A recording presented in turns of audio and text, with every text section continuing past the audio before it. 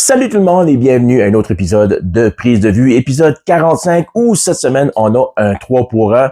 2 semaines passées, j'avais pas grande qualité pour vous autres avec The Hand That Rocks the Cradle et Good Boys. Ça est revenu en force avec l'excellent Badland la semaine passée. Cette semaine avec 3 films, un en streaming sur Amazon Prime puis 2 qui ont sorti en fin de semaine au cinéma. Est-ce que j'ai autant de qualité? On va voir. On va commencer par le streaming avec Amazon Prime avec un film action-comédie qui met en vedette Kevin James, assez connu comme étant un des best buddies à Adam Sandler, qui a joué dans plusieurs films de Adam. Il est aussi connu pour le sitcom Kings of Queens. Et aussi, même on va être Alan Richardson, qui lui, on a pu voir à la télévision ou en fait sur Netflix avec The Umbrella Academy. On l'a vu dans Titans aussi. Aussi, c'est lui qui joue Jack Reacher dans la série Jack Reacher. Aussi disponible sur Amazon Prime. J'étais curieux pour voir ce film-là parce que côté action-comédie, il me semble que Amazon Prime, en tout cas en 2025, a fait des bons jobs à nous offrir des bons films. Celui-là, est-ce qu'il y a de qualité comme exemple Head of State qui est sorti cet été, qui m'a envoyé John Cena et Idris Elba, que j'avais bien aimé, qui m'avait compris par surprise. Celui-là, Playdate, ben, j'y donne un 5.5. Ah. Le film en tant que tel, ça raconte l'histoire de Brian, joué par Kevin James, qui essaye d'être un bon papa, un bon mari pour sa blanche. Je sais pas si c'est pas clair s'il est marié ou pas, mais il est avec une femme qui, quand il l'a rencontrée, avait déjà un enfant, donc son papa l'a abandonné. Ça fait que lui fait tout pour être un bon père pour lui, puis essaye de connecter à travers le sport parce que lui, il est passionné du sport et le garçon, lui, n'est pas vraiment sportif. Il est plus intéressé dans des choses comme la danse, le jeu vidéo, puis tout ça. Ça fait qu'il y a un peu de misère à connecter, mais il fait un effort. Puis à un moment donné, une journée où dans un parc après se lancer un ballon de football, fait la rencontre de Jeff, joué par Alan Richardson, qui lui est là avec son garçon. Et c'est deux mots alpha. Tu sais, le type là, vraiment sportif. Le gars est bâti, c'est un gros grand et jacké là. Puis là, il fait la rencontre et out of nowhere, pour une raison ou une autre, deviennent des amis, décident de passer un peu de temps ensemble et assez rapidement, on s'aperçoit que le personnage de Jeff a un passé assez louche où, à un moment donné, il y a quelqu'un qui essaye de le tuer, puis étant donné que là, Brian est vu avec, on essaye de tuer Brian aussi, et c'est là que l'action débute pour le film. Qui, je vous disais, comédie-action, de l'action, il y en a de la comédie. C'est on dirait le film qui est à 1h30, 1h30 et quelques poussières, on dirait même si c'est pas un long film, on dirait qu'ils n'avaient pas assez d'histoire pour remplir ce temps-là. Ça fait qu'on ajoute beaucoup de scènes qui apportent absolument rien au film, des scènes qui n'ont aucune résolution à nulle part, des personnages qui apportent rien ou complètement inutiles. Pas mal tout là à travers le film. Stephen Root, un acteur qu'on a vu surtout pour le film Office Space, jouer des petits rôles dans Big Bang Theory, Brooklyn Nine-Nine, un cameo pour une scène qui apporte à rien au film. Tu coupes cette scène-là au complet, t'as rien, puis c'est une scène quand même d'un bon 15 minutes. Ça fait que c'est beaucoup de remplissage. Puis qu'est-ce qui est bizarre aussi à travers tout ça, c'est quand lorsqu'on apprend la raison d'être de ce film-là. Parce que la prémisse, oui, je trouve ça intéressant parce que, OK, ouais, deux personnes complètement différentes qui s'associent ensemble pendant que ils sont dans le trou, puis il y en a qui ne sait pas trop qu'est-ce qui se passe. Je m'attendais, ça faisait un peu slapstick comedy, mais quand c'est bien fait, c'est drôle puis ça marche. Mais ce film-là, c'est pas drôle puis ça marche pas. Oui, j'ai ri ici et là, mais je m'attendais à rire beaucoup plus que ça. Puis comme je vous disais, l'histoire est tellement vide, il y a tellement pas d'informations à travers le film à savoir qu'est-ce qui se passe, qu'on remplit avec des scènes inutiles, comme je disais. Et par la fin, lorsqu'on nous explique vraiment la raison d'être du film, le but et pourquoi ce film-là existe, c'est comme ah! Pourquoi vous n'êtes pas arrivé plus tôt avec ça pour remplir le film? Parce qu'il y a beaucoup de choses, beaucoup de détails qui nous manquent, qu'on n'a pas même avec le film, où à un moment donné, quand on sait la raison d'être, puis je veux pas rien ruiner, parce que si vous voulez l'écouter, il est là, il est sur Amazon Prime pour vous autres, mais c'est quand même assez énorme, puis on traite ça comme si c'est normal, puis comme, non, il y a rien de normal il y a rien de normal là-dedans, faudrait élaborer plus en détail, puis si on serait concentré là-dessus, plutôt dans le film, ça aurait pu devenir plus intéressant, mais on perd notre temps justement à bâtir le fait que oui, il se passe de quoi. On nous donne des scènes d'action. On essaye de faire de la comédie qui, des fois, ça marche pas. Mais tu sais pas où ce que ça va, puis à un moment donné, tu as vraiment le sentiment que ça mène à rien. Puis c'est triste que ce feeling-là tout le long du film, parce qu'un coup, que tu es rendu à la fin, à l'acte final, puis tu comprends qu'est-ce qui se passe, on dirait que tu es juste disconnecté du film, de l'histoire, de l'univers, des personnages, puis du cœur juste plus, puis tu devrais, parce que ça aurait été de quoi qui aurait été intéressant à développer plus, justement, la situation dans laquelle les deux personnages se sont retrouvés. Puis les personnages, vraiment, comme le personnage de Jeff, vraiment, vraiment mal défini, parce que oui, tu vois que c'est quelqu'un, comme dit, il est costaud, il est bâti. On parle qu'il est un ancien militaire, puis qu'on voit un moment donné à ses colonels qui disaient que c'était son soldat préféré. Mais là, à un moment donné, tu vois aussi qu'il s'est trouvé une job comme garde de sécurité dans le laboratoire. Puis là, tu vois que, je sais pas, il est comme maladroit, il est pas habile, il est pas intelligent. Fait que, on dit, le personnage est comme vraiment mal développé, mal défini à travers le film. Ça fait que tu sais jamais quel genre de personnage qui est. Le son garçon CJ fait quand même une bonne job pour rendre les choses intéressantes ici et là. Quand tu vois qu'il n'y a pas nécessairement comme un enfant normal, puis quand que là, à la fin, quand tu comprends qu'est-ce qui se passe, le terme ah ok, ben ça explique bien des choses. Puis là, ça c'est intéressant, mais comme je te dis, par le temps qu'on revient à ça, t'es disconnecté du film. Puis honnêtement, j'ai pas grand-chose à dire à ce film-là. Je voulais juste en parler parce que j'avais plus le temps de l'écouter, puis j'avais une certaine attente parce que comme je disais, cette année. Amazon Prime, d'avoir fait quand même côté action comédie, du moins des films quand même assez intéressants, assez divertissants qui valaient la peine d'être vus. Mais comme je disais, il est sur Amazon Prime, ça fait si t'es abonné à la plateforme de streaming, on n'a pas eu trop de belles températures ce journée 6, ça fait que si t'as 1 heure et demie à perdre, le film est là pour toi, Playdate avec Kevin James et Alan Richardson, mais ben ses attentes parce que moi j'ai été un peu déçu.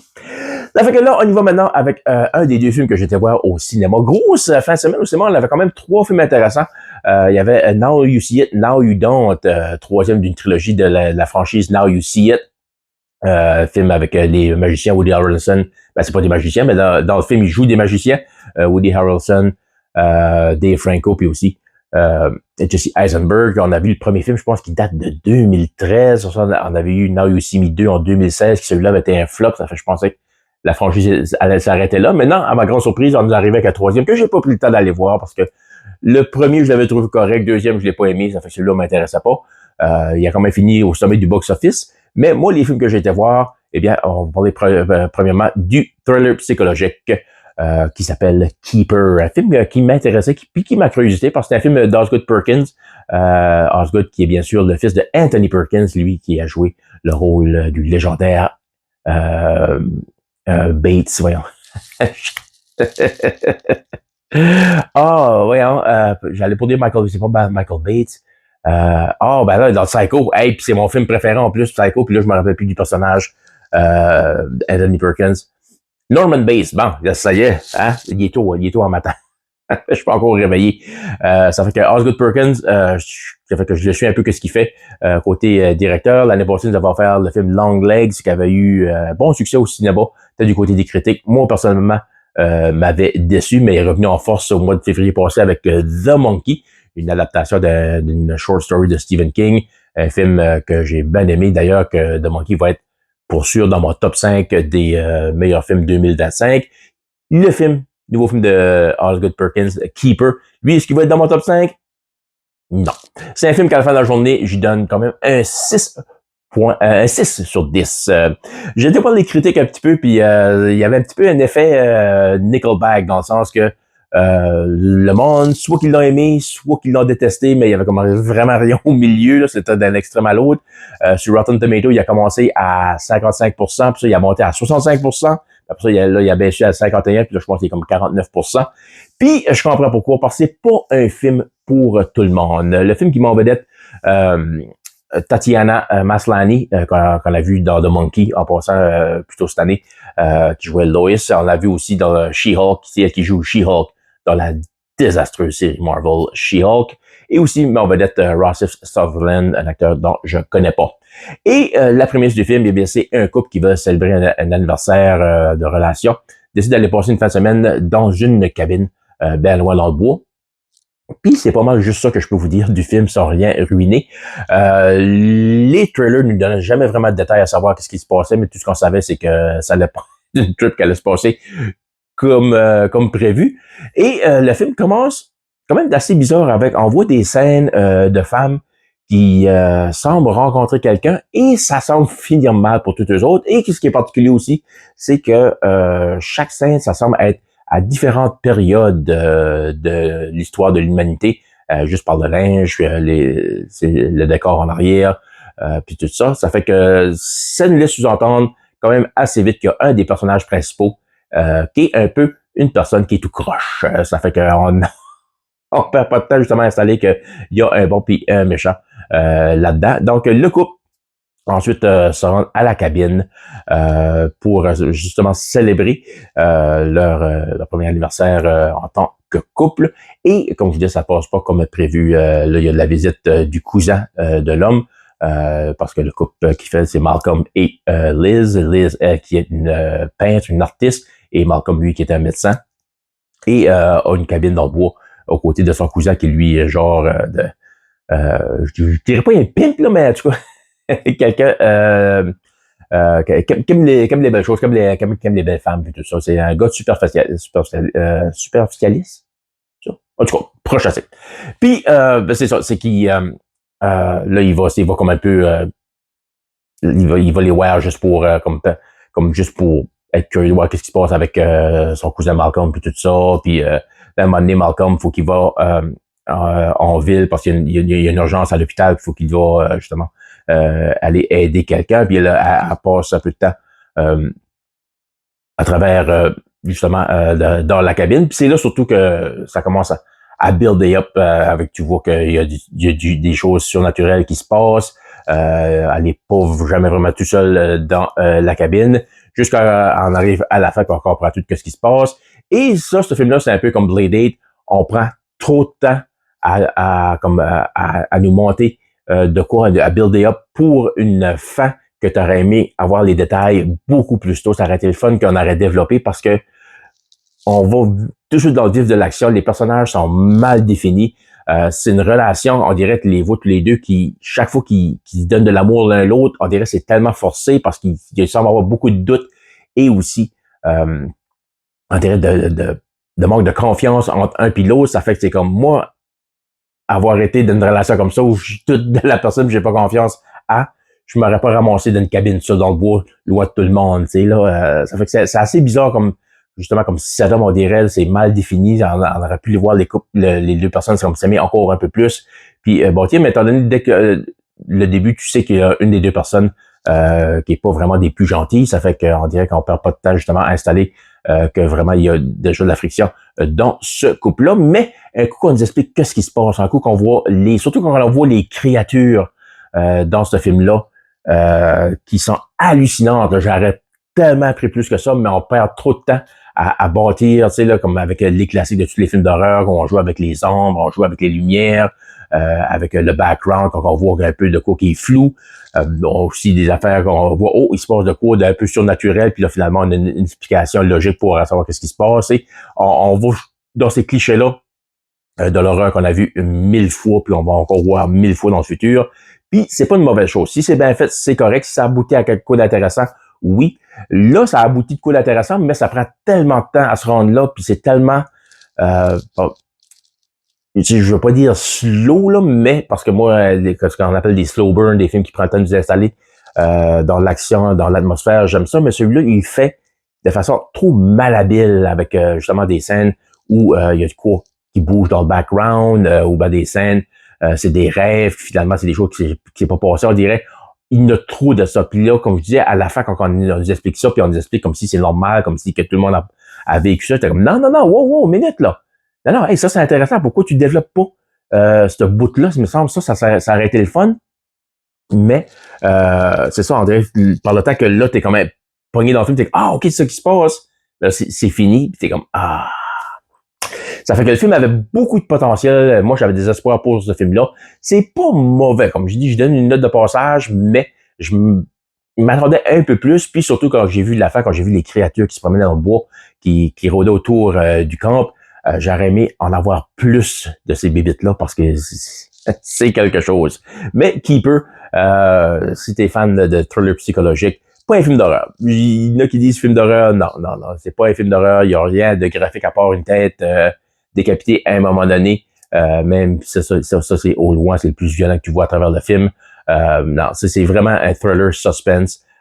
Côté horreur, moi j'ai rien vu de effrayant dans ce film-là. Une scène ou deux pour nous faire sauter, oui, mais rien de à la Conjuring, mettons. Mais qui peut présentement au cinéma. Mais garde tes attentes un peu basses si tu vas le voir.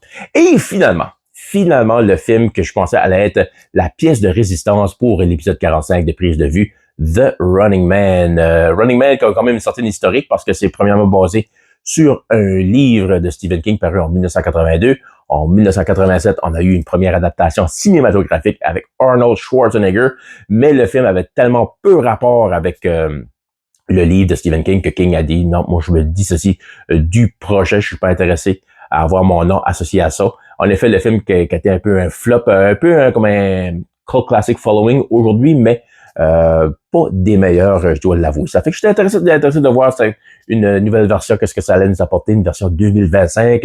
Et aussi, c'était dirigé par Edgar Wright, qui nous a fait d'excellents films comme Shaun of the Dead, Hot Fuzz, A World's End. Il a fait aussi Baby Driver. Il a travaillé aussi sur le premier Ant-Man de Marvel.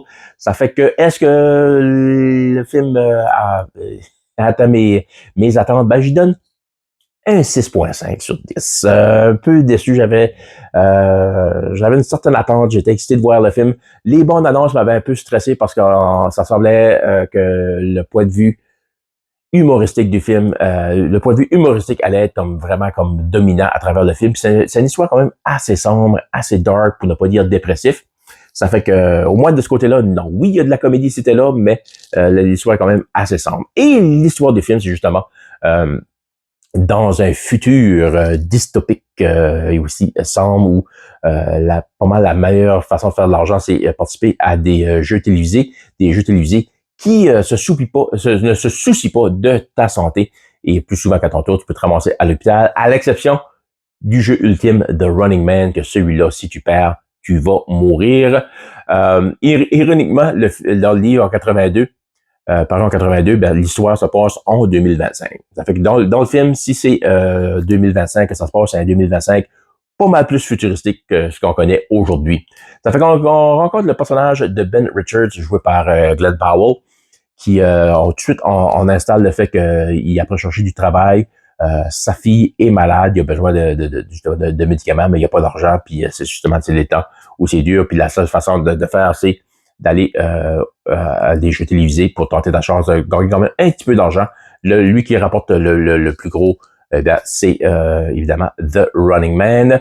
Ça fait que à contre-cœur décide justement de participer au jeu de Running Man. Et The Running Man, ben ça c'est que pendant un mois, faut que tu te caches lorsque tu peux à travers l'Amérique du Nord parce qu'il y a un groupe d'armées, des Hunters, qui sont là pour te tuer. Et les gens qui vont te stouler, qui vont justement dire « Hey, il est là, il est ici, il est dans cette ville-ci, il est sur telle rue. » Ben, eux vont se faire ben de l'argent. Ça fait que le monde, en général, va vouloir justement te stouler pour avoir une part de l'argent. Et justement, il n'y a jamais personne qui a réussi à survivre vers le 1 mois, le 30 jours de Running Man. Ça fait que les chances sont pas mal contre le personnage de Ben Richards. Mais lui, il essaye tant bien que mal. Puis il t'offre quand même un bon bout jusqu'à ce que, justement, on s'aperçoit qu'il y a vraiment des bonnes chances. Puis là où on veut pas justement qu'il gagne, parce que là, ça donnerait espoir aux gens que oui, il y a de la vie, il y a de l'espoir dans la vie.